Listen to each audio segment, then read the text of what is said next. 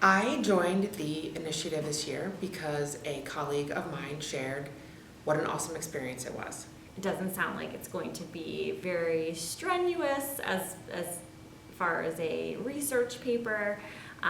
It's kind of up my alley because I have 2 little kids at home. Just because I was interested in ways to help my students think for themselves. So I wanted to learn ways to not stuff my children's heads with my ideas, but to help them further develop their own ideas.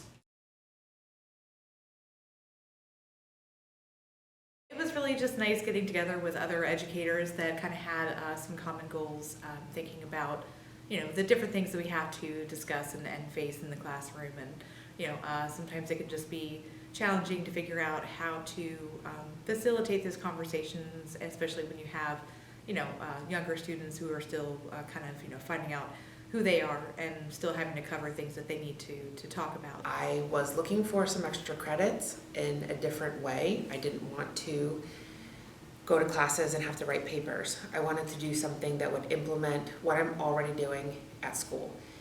And so far I've had a fantastic experience. I think, it is both useful and beneficial, and it was so much fun, and the kids really learned a lot from it, and we could really tell just how the kids reacted and responded. I found it did help me very much. One of the biggest surprises I experienced was that I found that it had very beneficial effects with social emotional learning, and I found that was probably what helped my students the most, is that we could explore as a group the things that we felt were going right and going wrong with our classroom, and then the students were then empowered to try to find solutions.